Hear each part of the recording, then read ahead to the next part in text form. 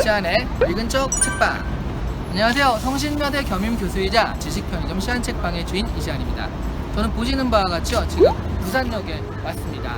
오늘 여기 부산역 보시면요, 지금 인사를 한참 했었는데 지금 보니까 굉장히 좀 잘 갖춰져가지고 점점 모양이 갖춰지고 있더라고요. 저는 오늘 이제 부산대에서 강의가 있어가지고요, 제가 오면서 부산으로 오면서 바로 이 책, 수학이 필요한 순간이라는 이 책을 소개해 드리려고요. 제가 다 읽고서 리뷰를 하려고 그랬었는데 다 못 읽었습니다. 잠들었어요.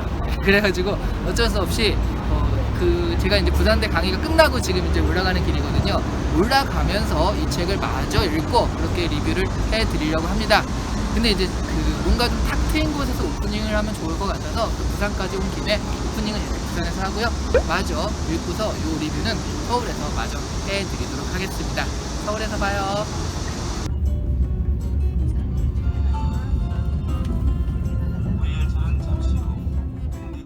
서울로 돌아오는 KTX에서 다 읽었습니다. 이 책에 대해서 다 읽고 나니까 두 가지 점에서 놀라웠었는데요. 하나는 정말 수학책이란 사실이에요. 근데 이 수학책이 베스트셀러 상위권에 위치해서 꾸준히 대중들에게 팔리고 있다는 점. 그리고 두 번째는요, 이 책을 쓰신 분이 옥스퍼드 대학의 수학 교수님이신데 우리나라 사람이시더라고요. 원래 수학 같은 좀 어렵고도 거부감이 들 수 있는 소재들을 대중들이 알기 쉽도록 그렇게 쓰는 사람들이 전 세계적으로도 많지는 않거든요.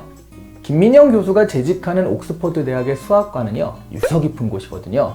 우선 제가 일전에 소개했던, 리뷰해드렸던 페르마의 마지막 정리라는 책의 주인공이자 350년 된 페르마의 정리, 그러니까 수학계의 난제였죠. 이것을 증명한 앤드류 와일즈 교수가 바로 옥스퍼드 대학의 수학과 교수고요. 지금도 재직 중이시거든요.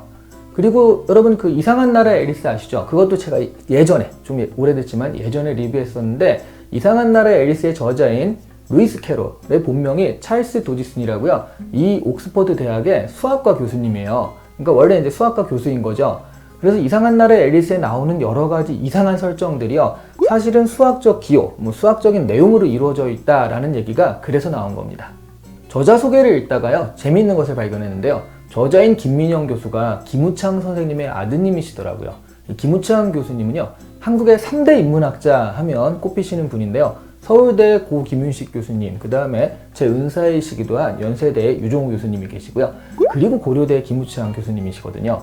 그 한국을 대표하는 인문학자의 아들이 세계적인 수학자다. 이게 조금 아이러니한 것 같기도 하고요. 아니면 원래 학문이라는 게 궁극적으로는 저 끝에선 다 통하는 것인가 보다, 그런 생각도 좀 들긴 합니다. 이 책에서 김민영 교수가 보여주는 수학적 사고와 인문학적 사고의 결합이 종종 나오거든요. 그런 시도가 결코 우연은 아니구나 싶었습니다. 책 얘기로 돌아오죠. Return to Book. 수학이 필요한 순간이 말하고자 하는 핵심은요, 결국 세상의 모든 곳에 수학이 필요하다는 얘기입니다. 그러니까요, 제목이 물어보고 있는 질문이자 선언이라고 할 수 있는 수학이 필요한 순간? 이건요, 매 순간이라고 할 수 있다는 거죠. 수학자로서는 당연한 결론이라고 할 수도 있는데요. 이 책은 그런 얘기를 일반인 대중들도 알기 쉽게 설명하고 설득하는 그런 강의라고 할 수 있어요. 솔직히 저는 이게 책이라기보다는 강의록에 가깝다는 느낌이 좀 있거든요. 저자는 추상적이고 개념적인 도구를 사용해 세상을 체계적이고 정밀하게 사용하려는 시도가 바로 수학이라고 말하며 이 책을 시작합니다.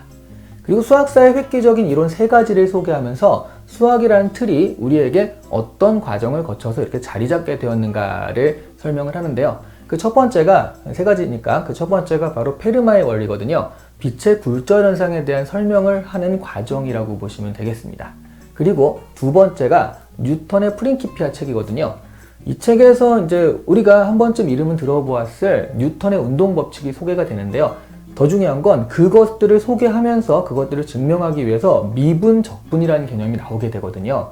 우리가 어렸을 때 이제 수학을 포기했던 많은 분들이 이 미분, 적분에 발목 잡혀서 포기했던 경우가 많잖아요. 그러니까 그 나쁜 놈들이 바로 이 책에서 유래가 되었다라고 할 수 있네요. 그리고 세 번째는요, 데카르트가 제안했던 좌표 개념입니다.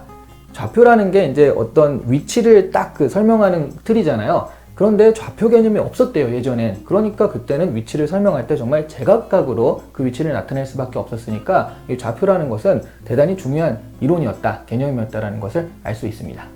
이런 이론들을 거쳐서 수학적 사고라는 틀이 만들어져 가는데요. 3장과 4장은 그런 수학적 사고를 일상에 적용하는 것을 보여줘요. 확률론이 만들어지는 과정을 설명해 주기도 하는데요. 근데 역시 이 확률론은요, 도박과는 떼놓을 수 없는 관계인 것 같습니다. 도박하다가 중단되었을 때 그 돈을 어떻게 나눌 것인가, 이것들을 고민하다가 확률론의 문제가 나온 거라고 해요. 그러니까 이길 확률과 질 확률을 생각을 해야 되는 거니까. 그래서 확률론의 연구의 시초가 도박 판돈 나누기였다는 그런 얘기인데요. 아무튼 그게 중요한 건 아니고요. 이 확률론은 그래서 그렇게 이제 좀 연구가 되었다가 지금은 도박을 넘어서 우리의 모든 일상에 자리 잡은 수학이라고 할 수 있죠. 확률론의 발전 과정을 통해 수학적 사고가 도덕적 사고와 동떨어진 것이 아니라는 것도 이 장에서는 보여줍니다. 그리고 투표학이라는 수학적 문제를 통하여 사회학적인 사고와 수학의 사고가 연결되는 것을 보여줍니다. 선호도가 기록된 표를 주고요. 투표를 해야 하는 이 문제들은요, 제가 대학에서 가르치는 문제와도 연결되는 문제였어요. 사실 저도 이 투표하기 문제를요, 상황판단의 의사결정이란 이름으로 가르치기도 해서 좀 이해하는 데는 어려움이 없었습니다. 5장에서는요, 수학을 교육에 쓰고자 했을 때 좋은 예가 되는 중매쟁이와 선호도의 문제가 나와요. 고백과 거절의 알고리즘을 따라서 이제 형성되는 과정인데, 이런 것들을 설명하면서 교육적인 목적으로 수학의 특성을 설명하는 그런 예가 되는 것이거든요. 여기서 약간의 교훈은요, 거절당하더라도 과감하게 고백하는 것이요, 전체 자신의 인생에서 보자면 그게 이득이다 라는 그런 얘기여서요, 일단 고백해라 라는 그런 교훈이 있다라고 이 책에서 얘기를 합니다.